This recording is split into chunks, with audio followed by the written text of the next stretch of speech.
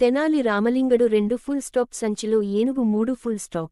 Comma ఒకానొక రోజు తెనాలి రామలింగడు కృష్ణదేవరాయలవారి సభకు చాలా ఆలస్యంగా వచ్చాడు.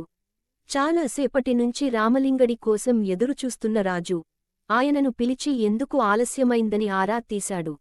దానికి రామలింగడు, మహారాజా 3 ఫుల్ స్టాప్, మా చిన్నబ్బాయి ఈరోజు చాలా గొడవ చేశాడు. వాడిని సముదాయించి వచ్చేసరికి ఆలస్యమైందా ని చెప్పాడు. కామా అంతే ఫక్కున నవ్విన రాయలవారు 3 full stop, Ramalinga 3 full stop, ఏదో సాకు చెప్పాలని అలా చెబుతున్నావుగాని చిన్నపిల్లల్ని సముదాయించటం అంత కష్టమా? 2 ఫుల్ స్టాప్ చెప్పు 2 ఫుల్ స్టాప్ అన్నాడు. లేదు మహారాజా 2 ఫుల్ స్టాప్, చిన్నపిల్లలకి నచ్చజెప్పడం అంత తేలికైన పనేమీ కాదు. అంతకంటే కష్టమైన పని మరొకటి లేదంటే నమ్మండి అన్నాడు రామలింగడు. కామా అయినా సరే నువ్వు చెప్పేదాన్ని నేను ఒప్పుకోవడం లేదని అన్నాడు రాయలవారు. నిజం మహాప్రభూ 3 ఫుల్ స్టాప్, చిన్నపిల్లలు అది కావాలి ఇది కావాలని ఏడిపిస్తారు. ఇవ్వకపోతే ఏడుపు లంకించుకుంటారు. కొట్టినా తిట్టినా శ్లోకాలు పెడతారు.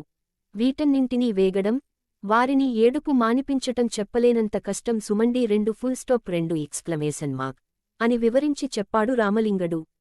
రాజును పరుగులెత్తించాడు 2 ఫుల్ స్టాప్. కామా మహారాజు దీనికి కూడా ఏమాత్రం ఒప్పుకోలేదు. పైగా రామలింగడు కోతలు కోస్తున్నాడని అనుమానించాడు. ఎంతసేపు చెప్పినా రాజు ఒప్పుకోకపోయేసరికి 2 ఫుల్ స్టాప్. సరే మహారాజా 2 ఫుల్ స్టాప్, కొంతసేపు నేను చిన్నపిల్లవాడిగాను మీరు తండ్రిగానూ నటిద్దాము. పిల్ల చేష్టలెలా ఉంటాయో మీకు చూపిస్తాను అన్నాడు. దీనికి సరేనన్నాడు రాయలవారు. కామా అంతే ఇక మారాం చేయటం మొదలెట్టాడు రామలింగడు. మిఠాయి కావాలని అడిగాడు. ఓస్ అంతేగదా 2 ఫుల్ స్టాప్ అనుకుంటూ రాజు మిఠాయి తెప్పించాడు. కొంచెం తిన్నాక బజారుకు పోదామని గోల చేశాడు రామలింగడు. సరేనని బజారుకు తీసుకెళ్లగా 3 ఫుల్ స్టాప్ వీధిలో అటూ ఇటూ పరుగులెత్తాడు. తన వెంటే రాజును పరుగులెత్తించాడు.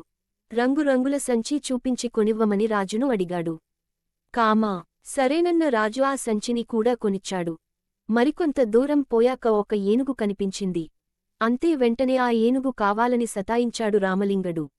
చేసేదిలేక ఆ ఏనుగును కూడా కొన్నాడు రాజు. అంతే 3 ఫుల్ స్టాప్, ఆ ఏనుగుని ఆ రంగురంగుల సంచిలో పెట్టమని మారాం చేశాడు. కామా సంచిలో ఏనుగెలా పడుతుంది రామలింగా 2 ఫుల్ స్టాప్, మరొకటి ఏదైనా అడుగు అన్నాడు రాయలవారు. వీల్లేదు ఏనుగునే సంచిలో పెట్టాలి, నాకింకేమీ వద్దు అని భీష్మించుకు కూర్చున్నాడు రామలింగడు.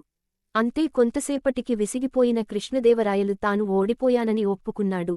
రామలింగడు నవ్వుకుంటూ అక్కడినుంచి ఇంటికి బయలుదేరాడు.